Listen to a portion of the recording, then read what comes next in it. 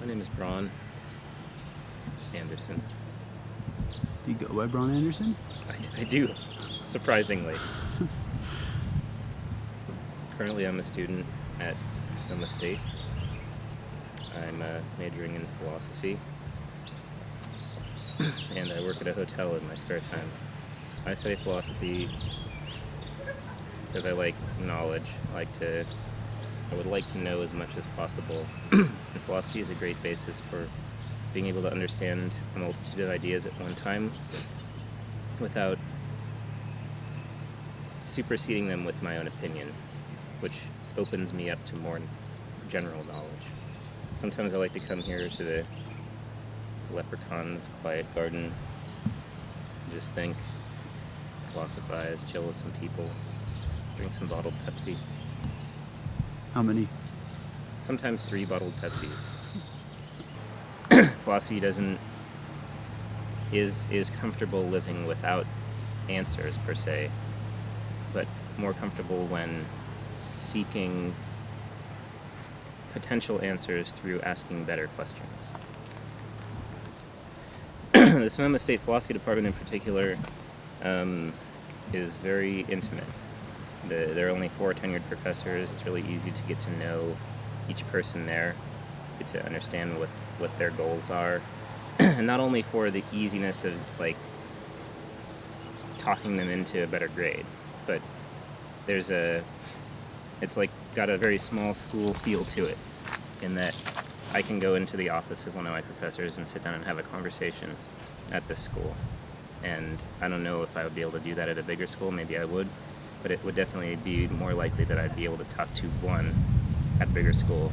Whereas here I can feel comfortable to have conversations with all 4 and some of the lecturers. That's the main benefit that I find.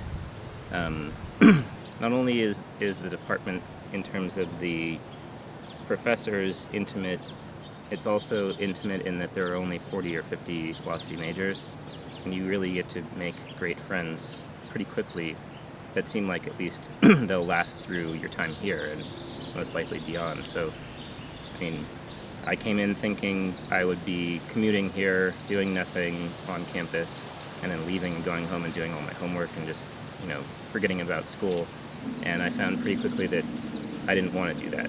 That I wanted to be on campus, I wanted to meet people and hang out with people and be surrounded by the people in my department, especially because we're all, despite our differences, we all love philosophy in a way, and we can all have great conversations and think we can change the world.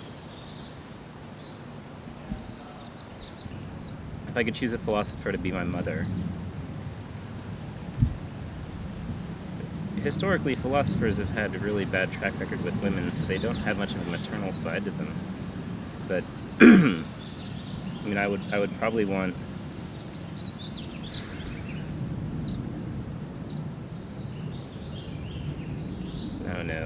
Foucault, because he knows everything and has read every book. He would be great as a mother because I could just come to him if I were a younger person, let's say, and I needed help with my history homework. He knows everything, so it would be easy, and he would be able to put things in context for me. So I would pick Foucault as my mother. Here on campus, at Sonoma State, we have a couple classes that are run in seminar style, and that is awesome. And being able to bring a topic in for discussion and then discuss that topic and pick up on what other people may have said about that topic in the past and relate that to how we can further discuss it currently or moving into the future, that is really valuable. So if I were to taking a look at philosophy as somebody has an idea and then they lecture to you based on that idea, and then you take that idea and maybe expand on it sometime in the future, or you just regurgitate it back to that person. What I like is everybody has ideas and you talk about all of them, and that will help me as an individual reformulate my own opinions and ideas on things, because I get to see them in contrast to other people's opinions, or rebuff my own opinions because other people agree with me. And so having classes that are run in seminar style would be great all the time for now and going forward, and for for changing or at least modifying the way that other types of classes are taught. There can be a lot to be gained from that seminar style as well. If in high school, like especially the humanities, it works really well. In history, you could bring up a historical event, and although it's already happened and it's already factual to the best of our knowledge, there's still areas around it where there's room for discussion. And so you could say, like, this battle in this war had this outcome.